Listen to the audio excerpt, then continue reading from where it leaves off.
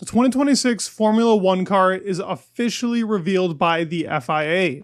A change in the aerodynamics, the chassis, and a 50-50 split in the power unit. The car has changed dramatically, and things that we've become accustomed to in Formula One will be removed for this regulation period, and it will be quite the change on track for overtaking, but also how the cars are worked on and the development rate from teams. We're going to cover everything we know about this, from the aerodynamic department to the chassis, as well as the power unit, which we're already pretty familiar with. If you're new here, I'd love it if you subscribe. We're doing amazing on the channel, and thank you so much for the support. Always the best community, and genuinely, you make my day every single time I upload these new videos, but this is quite exciting. So let's get into the 2026 regulations for Formula One. Aerodynamics is the first thing that I want to go into with these cars, and from there we can move on to the rest with the chassis and how the aerodynamics play a huge part in these regulations and such a major change to Formula One as we know it. This car does dramatically look different to the version 3 we saw back in November, around the time of the Las Vegas GP. As I just stated, that was the version 3. There have been about 10 versions of this, and this is now the car that we will be seeing for those 2026 regs. And obviously this is just the regular standard renders of the car. We will see much more upgraded versions from the teams as teams are able to innovate on these cars. The front wing element is actually similar to that of the Audi concept car that we saw. As you can see, they've kept these end plates to try and prevent as much outwash coming out from the end plates. But I can see a lot of concern with people saying that the tires could definitely get shred up if there is any impact at all. We can definitely see a lot more punctures within these cars because of these end plates. But the overall purpose of them is to try and help with the dirty air, which is a big talking point with these 2026 cars. Take away the dirty air, drag has been significantly reduced, and overall downforce is 30% down to what it used to be. The front wing is also much more smaller and super narrow in comparison to before. As you can see, to comply with that is a very fat nose, almost Formula 2-like. But what we are missing, and what used to be very prominent on these cars, at least in the 2022 regulations, is those wheel arcs. They've actually been removed, but there is some wheel bodywork that will be mandated to help achieve optimal wake performance from the front of the car. So they're still focusing on the front of the car, obviously not producing as much bad air as possible. As these cars get developed, we will see that be a thing, and naturally in Formula One, dirty air will always be a thing no matter what you try to do.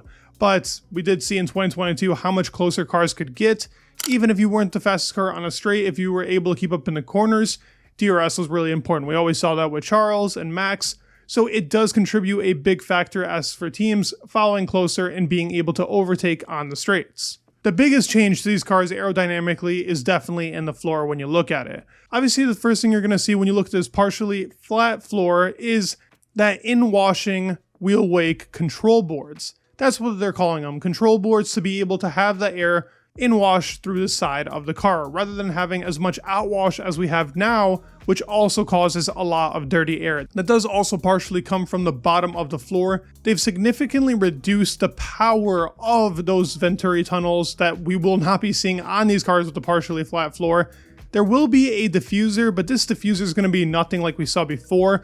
I think this is also to help with wet weather racing, because we've seen that be such a problem with these diffusers and really the floor era, that in wet weather, the amount of water being shot up, with them even attempting to try and combat this with those wheel covers that looked horrendous, it was still a big issue because the diffuser just spews out too much water for it to be any safer in the race with visibility wise. This will also reduce the amount of reliance on an ultra stiff car, which we saw complaints from both Max, we saw complaints from Lewis Hamilton. It's been a constant complaint in these new regulations, from the porpoising to these cars just really killing drivers' backs. That should be way less of an issue, with the floor being a bit flatter and less reliance on the floor. That front wing and rear wing element that we're looking at right now is much different, but also way less downforce can be produced from the whole as a car. As I said, 30% is different. The active rear wing is a 3-element rear wing, which is a difference to before. As you can also see, the end plates on that rear wing are now simplified. They're not like the 2017 regulations because they're trying to reduce the amount of dirty air coming out of those end plates, but it is also a major change from what we had in 2022, where there were no real end plates to the rear wing, and the focus was on curving the air up to have less dirty air. But the biggest talking point, as we've now seen with the car, the aerodynamic elements we see right now are super basic. We will see this obviously advanced and upgraded as teams get a hand on these new cars, and innovation plays a big factor. But what will be on every single 2026 car is active aerodynamics, and in a very major way, in something very different to what we've had before. We will now have a moving front wing and a moving rear wing in unison, but it will not be like a DRS. It'll be used to actually shred the drag on any single straight. This is activated by the drivers, kind of like the DRS, but the actual way of overtaking is not done by the rear wing and the front wing. Every single car will have this, whether it's the leading car or the car in the very back. There is no 1 second difference. There are now just modes that drivers can use. The standard Z mode is the mode with the rear wing and front wing closed to give you the most amount of downforce. But X mode is now the low drag configuration to help you maximize the straight line speed.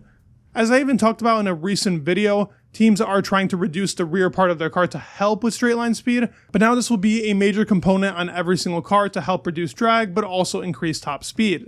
Looking at the chassis design and how this helps into the aerodynamics, it will be smaller and lighter than the current generation of cars. We're going from 3,600 millimeters to 3,400 millimeters, while the width has also been reduced from 2,000 millimeters to 1,900 millimeters.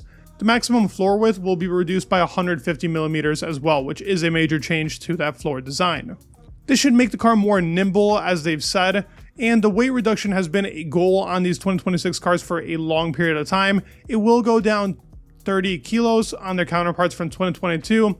This is made up of 722 kilos of car and driver plus 46 kilos estimated tire mass. As I said with the downforce, it's reduced by 30% and drag by a whole 55%. And the 18-inch wheels will stay that size, will not be any different, but the actual width of them, the front 25 millimeters has been reduced and 30 millimeters for the rear for a minimal loss in grip.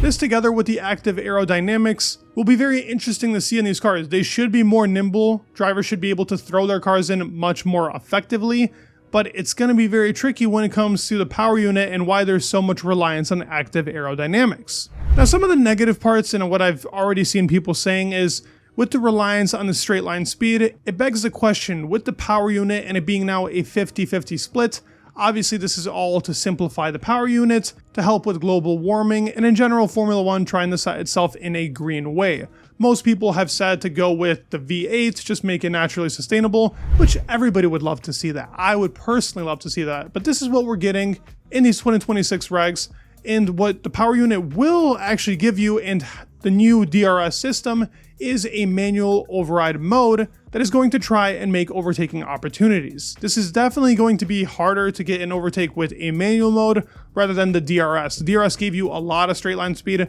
sometimes 20 kilometers more than the car in front of you, but this will definitely be interesting, and with that low amount of drag going into those straights, braking zones will be judged very differently in these new cars. What it has done is attract new people to the sport. We now have 6 engine manufacturers, Honda returning as a manufacturer but now alone with Aston Martin, and the other 2 new ones being Audi and Red Bull, accompanied by Alpine, Mercedes, and Ferrari. All in all, reading into these changes and the 2026 car as a whole, it does seem to be a step in the right direction. Obviously, nobody's going to be happy about the power units because we'd all love to have a very aggressive sound. They do say the sound should be much better in these cars. Do I believe them? I'm not sure that a V6 could ever generate the sound of a V8 or V10 or V12 that will be actually appealing to a Formula 1 audience or a motorsport audience in general. The chassis and aerodynamics is definitely a big playing part. Seeing active aero in the front and the rear wing will be an interesting change, but something that I'll definitely be keeping my eye on to see if this will actually promote better racing. I do think the reduction in downforce is definitely the right way, and the reduction in kilos and making the cars more nimble. I think we're in for some fun. Hopefully the power unit doesn't play such a big contributing factor that we have something like a 2014 Mercedes, but I'm excited to say the least. I gotta be optimistic about it, but I'd love to hear your thoughts down in the comments below with these 2026 regulations. If you did enjoy the video, please give it a like and subscribe. It would mean the world. You guys mean the world, and peace.